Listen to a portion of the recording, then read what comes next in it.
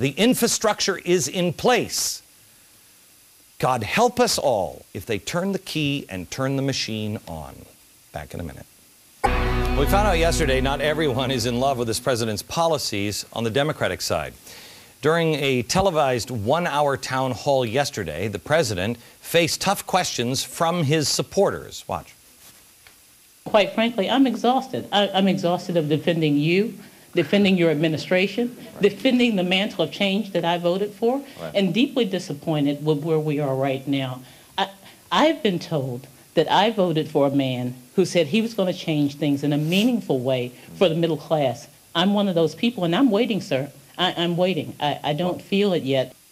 Okay. The initial reaction to this clip for me was, well, it's about time, but this is an interesting moment that goes deeper than the president. This woman is very sincere, and she wasn't the only one that stood up. She wants to believe, but she can't help but ask, is this it? Is this the best you can do? Unfortunately, if she believes in what we showed earlier, the first choice of the free market system, yes, this is going to be as good as it gets. But if you believe in the redistribution of wealth and global government run by elites, if you're in America, the answer is yes, this is about as good as it's going to get. Remember, this is the beginning. This is the fun part. This is when all the cash that he's dumped into the system is still flowing through our economic bloodstream. What happens when all the cash goes away? Or if we have yet another stimulus package and all we're left with is the debt?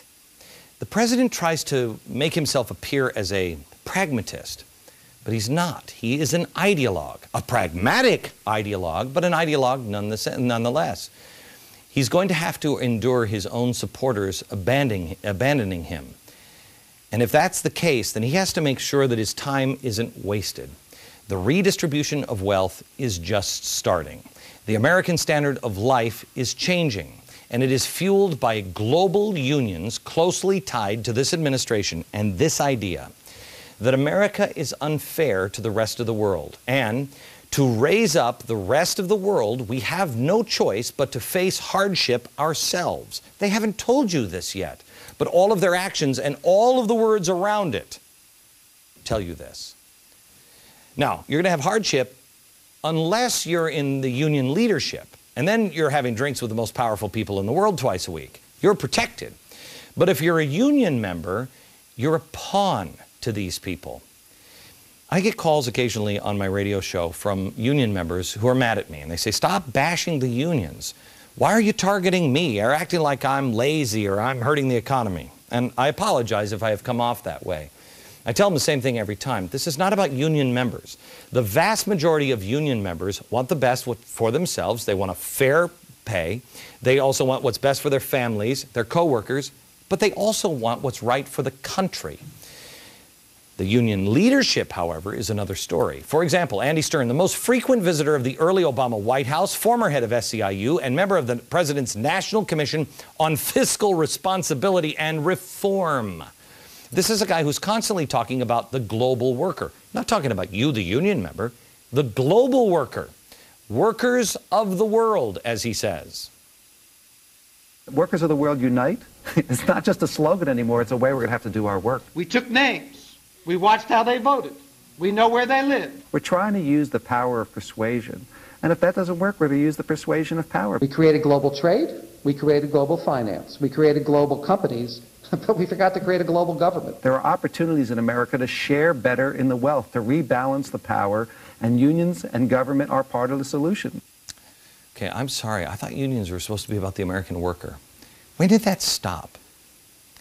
Let me ask you this question if you're in a union. Is this what you stand for? Workers of the world unite. Is that it? How about, are you for the redistribution of wealth globally? Are you for a global governance or government? Now, maybe you don't care about what these ideologues are doing at this level. You just care about what's happening in your factory, and that's fine. I understand that, but I want you to think about this. What is your union supposed to do in theory? What it's supposed to do is it negotiates as a group so that the workers are protected, right? then the strongest employees and the weakest employees get the same guaranteed raises and benefits. That's the way it's supposed to work in theory. It smooths out a whole group of people, trading the huge upsides and downsides of job security. Got it? Now you might like that protection. You might even, like the fact that some of your weaker coworkers get a bit more security. Maybe. I don't believe in that, but maybe you do, and there's nothing wrong with that. But what happens when your coworkers aren't who you think they are? What happens if your coworkers are not in your factory? In fact, they're not even in your country. What happens when your union boss is trying to smooth out the difference between someone like you making, let's say, $65,000 a year in the US and someone in China, which they are now merging with in China, $65,000 here and someone in China making $1.50 a day? How do you smooth that one out? How does that work for you? More on that next. How does someone supposedly fighting for your rights as an American worker go all around the world and say, workers of the world unite? How are you helped when the union is telling you that they are fighting outsourcing, but they're meeting with the Chinese at the same time? This is what was happening with Andy Stern. Let me ask you something. As an average union worker, if you happen to be, not somebody in the power structure, but somebody who's working every day just trying to feed their family and keep your head above water, is that what you stand for? Is it? Are people like Andy Stern or Trumpka really standing up for your values? Workers of the world unite. Are you looking to smooth out the wage differences between the US and China or Mexico? Because I got news for you. If you smooth that curve out, it doesn't end well on your side. Now, I want you to know, I'm not in a union. I don't run a union shop. I have nothing to lose or gain from unions personally, maybe my life. I don't like the effect on the economy. I don't like the incentives that they create. I don't understand why businesses should be paying the idiot who works down the hall the same as you when you're doing your job and they're not. I don't get that. I'd rather pay you more money and fire him. I don't know why companies shouldn't be able to, fire people, be more efficient. If they're a bad worker, fire them. It doesn't make sense. I think it lowers morale. I'd rather work with a bunch of people who are good at their job, wouldn't you? But this is not a debate on whether unions are a good idea or not. We'll talk about that, I guess, later. I'm sorry I got sidetracked. I want to talk to you about the values of the union bosses.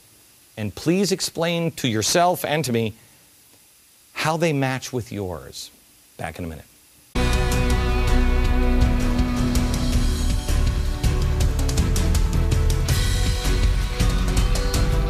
That is going to be an unbelievable photo book. Check it out at glennbeck.com/ I think it said 828 or /books. Today we started the program and we told you these are two choices. This is the regular Democrat and Republican independent Tea Party movement. And this is what's happening in Washington, redistribution of wealth and a global governance. And we're talking about the values of union bosses here because I don't think they match up with your values. And I'm talking to union members. We can have the debate after unions, about unions, once again, if they become about the rights and responsibilities of the American worker, when it's not about a global idea of moving wealth around from your pocket into the pocket of workers in third world nations who are already undercutting you in price, wages, and working conditions. This isn't whether or not you should be in a union or not. It's about pointing out that unions have changed. They're not run with people, by people who have the same values. Workers of the world unite. I mean, the unions used to protect the American worker, and pretty much they were protectionists for a long time. But now they've swung all the way over to a global union. How did that happen? When did that happen? The truth is union workers are in most cases great people who work their butt off. But increasingly, the leadership is focused on ideas that I think the membership would be shocked to hear. And it's important that you are aware of where your union stands. If they sound like Andy Stern or, Trumpka at AFL-CIO, you either agree with that or you don't. But don't stand there. Support them or take control away from them or leave. Union bosses are like any other group of people. When the cats are away, the mice will play, and the membership are the cats. Remember, they work for you. Demand they represent your values. Or maybe you need a union to represent you against the union. Leave them by the curb. Back in a minute.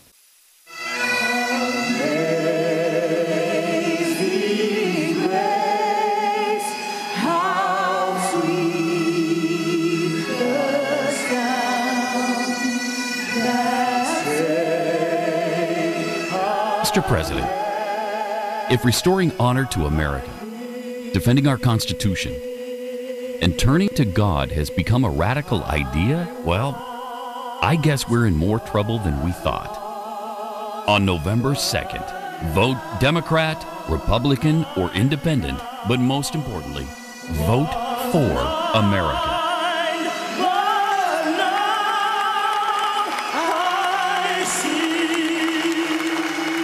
America, we have to get out and vote. We can do better than the way we've been voting. And I also ask you, take our 40-day and 40-night challenge. You can find it on the website at foxnews.com or at glennbeck.com.